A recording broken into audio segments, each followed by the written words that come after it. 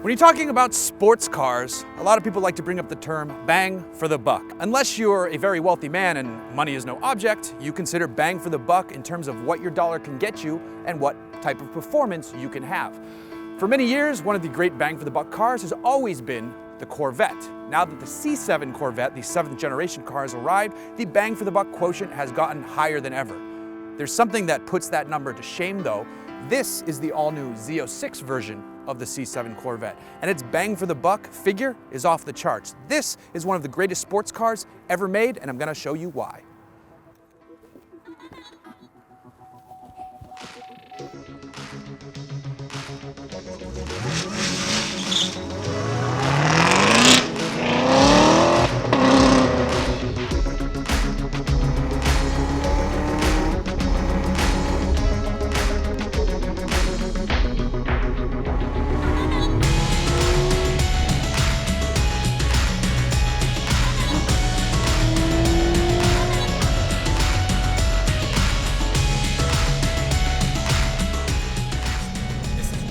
Greatest cars I've ever driven, and that's something I never thought I'd say about a Corvette.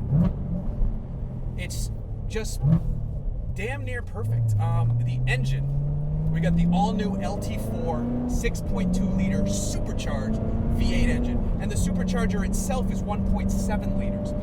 Working together, it generates 650 horsepower and 650 pound-feet of torque, and that's just wonderful for America. Look, C5. What up, baby? C7. That noise you just heard is courtesy of the rev matching system because I'm driving the 7-speed manual gearbox equipped Z06. You can get it with the 8-speed automatic, and by all accounts, it's great. It shifts nice and quickly, but you know, we're dealing with the Z06 here, so you should go with the manual gearbox like baby Jesus intended. The noise this thing produces out of its 4 exhaust pipes out the back is exhilarating.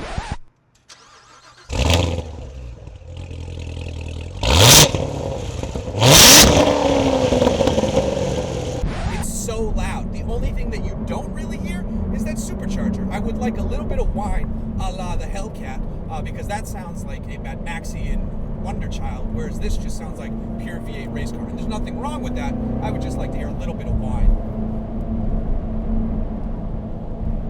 Now, this isn't your grandfather's Hawaiian shirt-loving Corvette anymore. The C7 has changed the game. The C7 Z06 has changed it further. These seats are tight and well bolstered and comfortable at the same time, but they're practically tight, which is something unheard of for a Corvette seat. And it's just great. You're held in there nicely. So when you go around turns like that, you stay in your seat. Your phone might go flying, but you stay in your seat. The gearbox is phenomenal to shift, though it does get a little odd when you're moving into 7th gear, which hopefully you won't do too often. You just stay in 5th and 6th on the highway. But it's just an odd, I mean, it's 1, 2, 3, 4, 5, 6, and then, oh yeah, 7 way over there. But you know what? Forget about 7. Just enjoy the lower numbers on the register here. Oh, that rev matching sounds so good. I mean, this car is just an absolute beast. I wish I could try this thing out on a racetrack because it's so suited and tuned for that application. It just would have to be amazing on a racetrack because it's pretty astounding on the street. And you can only do so much on the street before you go to jail, quite frankly, especially in Irvine. But the tone doesn't get old. Leave it in sport mode. We don't need full track mode. Leave it in sport mode. The traction control allows some slip angle. And the exhaust opens up. In the old Z06, you used to have to pull the fuse to get the exhaust to stay open, all the butterfly valves that close. You don't have to do that on this car anymore because Corvette realized people want to hear their engine, and now you can do that, which is just glorious. Since we are dealing with a high-performance Corvette product, we also have magnetic ride control suspension, and it is truly excellent. There's a reason that other manufacturers use this suspension as well. It just meters out the bumps perfectly. There's a section of road in Huntington Beach along Pacific Coast Highway that I like to really test out a car's suspension. It's just a short bridge section, but it's really choppy in most cars, especially high-performance cars. The Corvette just kind of skates right over it. It's fantastic. It never feels unsorted. It just feels like it's ready to run on any road surface. And that builds confidence.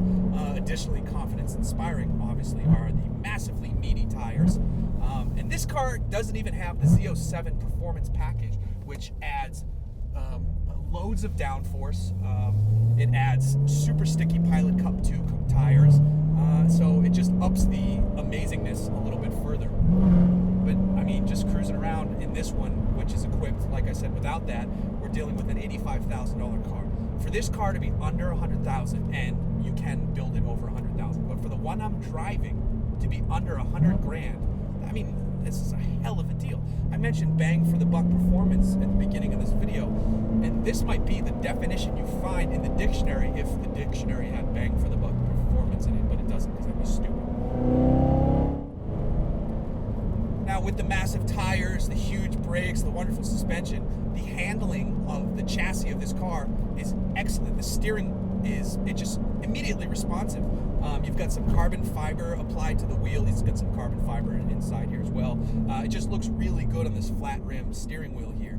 Now, going back to the center stack for a minute, this is the only area where the car's a bit of a letdown. And it's a minor one, but it's one you got to talk about. The system here is kind of slow to respond, which is funny in a car that's extremely quick to respond to inputs. Sometimes button presses take a second to register.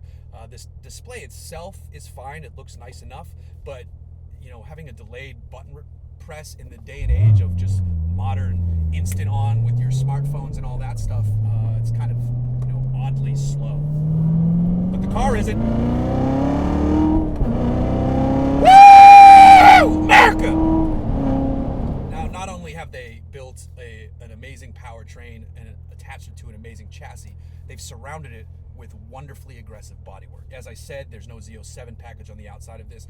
That is just insanely aggressive. I saw one on the road the other day. The guy was clearly trying to shame me because I felt cool that I had a Z06 and no one else around me did, but then a Z07 package went by and I had to hang my head down for a second. But I kind of like it without all the shit. If you're not going to be tracking the car that often, it tones it down just a hair. You still get all the crazy vents. You've got blacked out wheels here on this great red paint with other black trim bits. So it works really well. The car looks fantastic.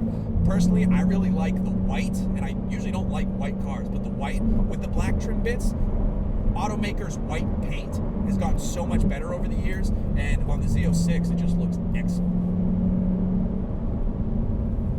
Now, some Z06 purists are going to hate that you can get this car with an automatic. Others are going to hate that you can remove the roof or you can get a convertible version. Those people need to chill out. The automatic version is going to open up the car to a wider audience, and it's going to help Chevrolet sell more of them. The fact that you can now take the roof off without sacrificing performance is just awesome. I can't do it today because it's one of 7 days in Southern California when it rains. Having the convertible would be nice too. I'm not a convertible fan, but a lot of people like, having that. I prefer having this Targa roof. It's the best of both worlds. Even with the windows up, the Targa roof on, oh, you can just hear that exhaust resonating in the back there. Surprisingly, this car has tons of cargo space too. I fit all of my camera gear in here with room to spare. I did not expect that. Overall, getting back to the whole bang for the buck quotient, this is the king right now. I mean, what you can do in this car, I will never reach the limit of this car. No question about it. A very talented driver certainly will. And they're going to be able to do it for under $100,000, and they're going to smack cars around that, are higher value. And then I can just do this.